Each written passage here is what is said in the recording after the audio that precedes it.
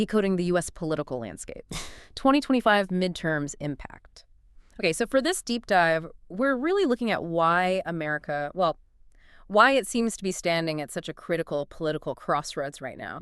We're seeing these unprecedented shifts, maybe, in voter demographics and, a growing disillusionment with the traditional parties. Yeah. So the core questions are, what's genuinely at stake for you, and what does all this mean for the 2026 presidential run down the line? Exactly. And for you listening, our goal today is really clarity meets urgency. We want to cut through the noise, using your sources to get right to the heart of what's happening and, well, what it implies. Okay, so to get that clarity, let's start with what the sources are calling the political reset. This sounds like more than just, shuffling seats around. Oh, it is. It's framed as a direct referendum, almost like a national report card on America's current direction. A report card, huh? And the balance of power in both the House and Senate is just, well, it's absolutely crucial here, isn't it? It's critical. The sources really point out how even a tiny majority can just drastically change the legislative agenda. We're talking committee assignments, procedural tools like budget reconciliation. Right, the thing that bypasses the filibuster for some economic bills. Exactly. And remember that razor-thin 2024 presidential race? Well, these midterms are basically the electorate's first big chance to either double down on that decision or, push back against it. It's a direct consequence. So if it's a referendum, where's the action happening? Where are the key battlegrounds that the sources are flagging for us? Right. Well, all eyes are definitely on a few specific swing states. Yeah. Georgia, Arizona, Wisconsin. These are highlighted as really key Senate battlegrounds. Seats are very hotly contested there. Okay. But what's really interesting, and the sources back this up, is that the old red versus blue map, it's kind of fading. It's not so simple anymore. How so? We're seeing the rise of what one report calls the pragmatist voter. Yeah. You've got independents, people maybe disillusioned with the constant partisan fighting, and they're increasingly looking at third-party challengers, people who focus more on specific local issues instead of just the national party line. It's a real shift.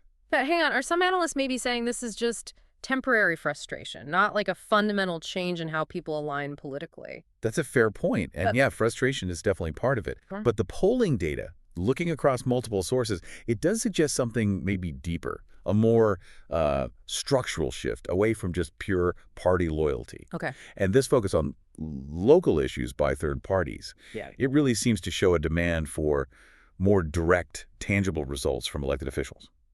So bring it back to the listener. What does this actually mean for you? I mean, control of Congress directly dictates which laws get passed or which get stopped in their tracks. Absolutely. We're talking concrete things, healthcare reform, any changes to tax policy, reproductive rights, gun laws, even how America engages with the rest of the world. Yeah, like a shift in Congress could slam the brakes on something like that proposed national carbon tax or maybe accelerate the federal broadband bill, things that directly hit your daily life. Precisely. And these midterms could really shape America's global standing just as much as they impact things domestically. Think about trade deals, alliances, global climate efforts. How might these domestic shifts ripple outwards? It's a big question. Okay, let's shift to the voters themselves, the voter pulse. We're hearing about record-breaking turnout projections for 2025, especially Gen Z and first-time voters. That's right. The projections are really high, and it just underlines how much people feel is at stake this year. So what's driving it? What are the motivators? Well, the sources point to a few key things. Ongoing economic anxiety is definitely one. The urgency around climate change is another big one, and calls for social justice reform are still very prominent. And the digital side of things. Campaigns, misinformation. Oh, huge role. Yeah, absolutely. It's clear that digital campaigns and, unfortunately, misinformation battles are playing a significant part. One report actually noted something like a 40% increase in targeted online advocacy spending compared to the last cycle. Wow, 40%. It just adds another layer of complexity, to how people decide and what information they're even getting. So looking ahead then, wrapping this up, the outcome of these 2025 midterms, it feels like it's setting the stage, doesn't it? It's either going to smooth the path or make it really rocky for whoever's running in 2026. Completely. It's foundational for the next presidential cycle.